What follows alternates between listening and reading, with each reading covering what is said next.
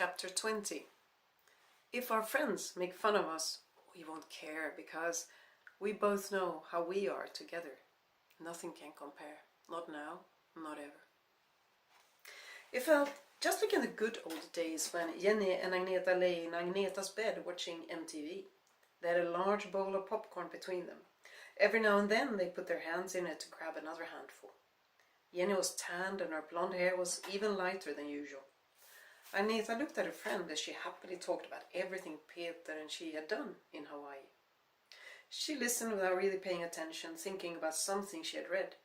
The only makeup that makes everyone beautiful is happiness and health.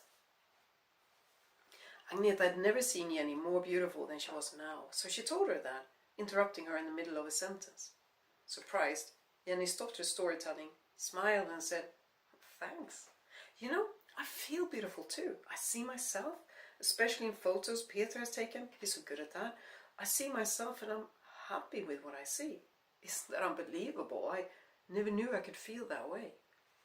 She took another fistful of popcorn and continued thoughtfully.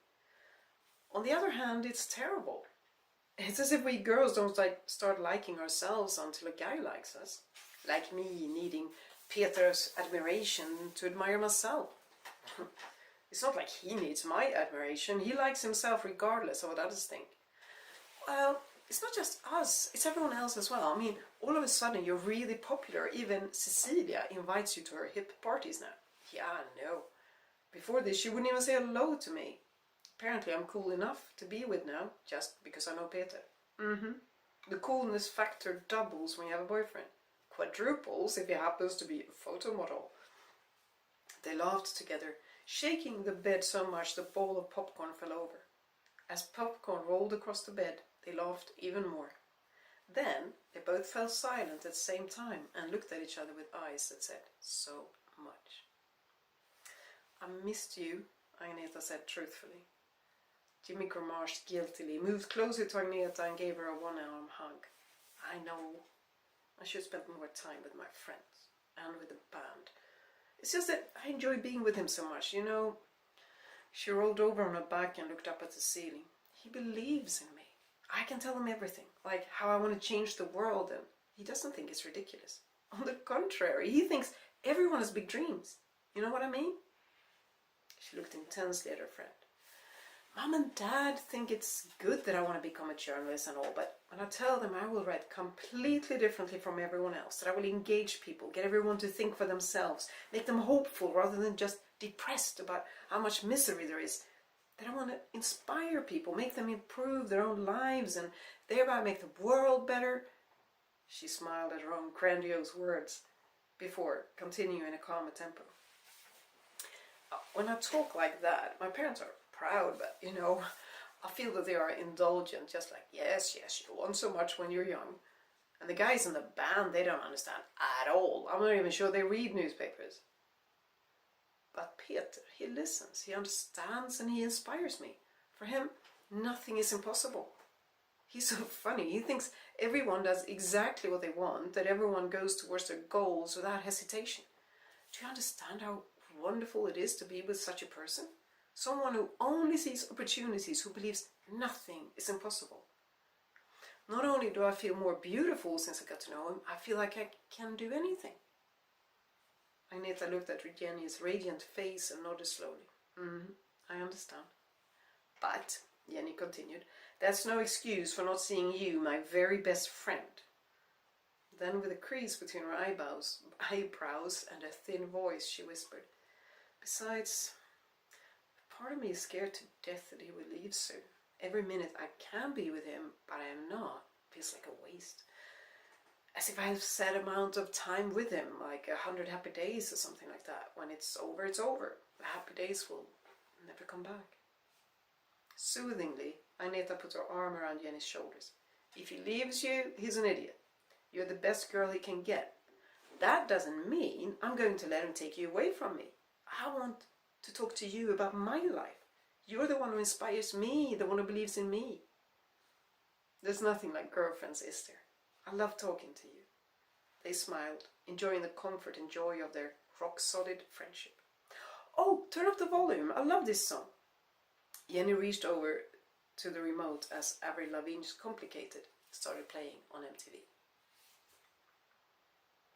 Peter's friend Stefan was shaving. It was late in the morning on Sunday. When the doorbell rang, he was startled and cut himself.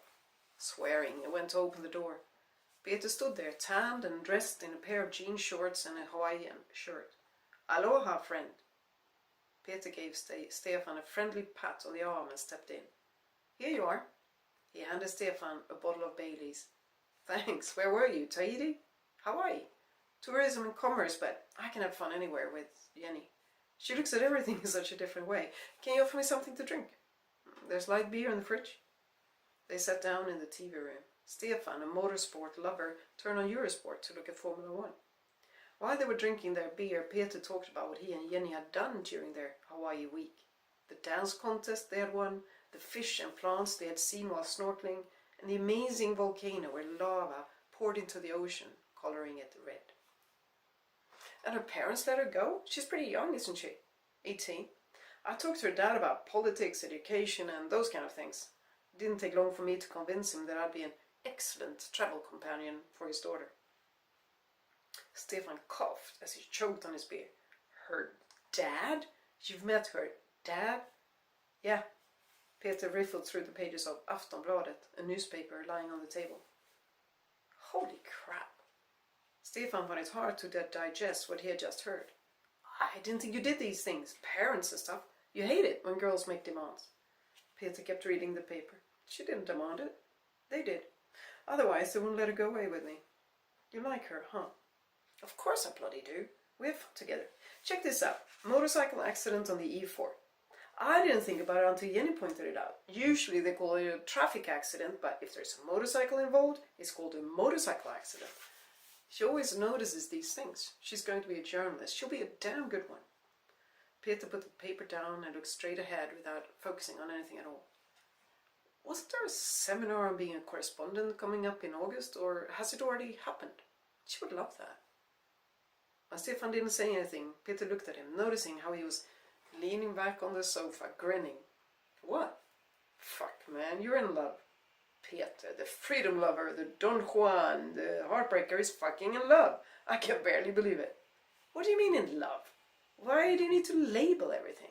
She's a great girl and we have fun together, that's all. You can call her whatever you want. What if she gets tired of you? What do you mean? Well, you know, the way you usually get tired of girls. You have fun for a while and then you think she goes on repeat. That you already know everything about her and you get tired of seeing her. That kind of tired. What if that happens? Peter smiled broadly, leaned back with his arms crossed behind his head. She won't get tired of me. I'm the most fun playmate she'll ever have.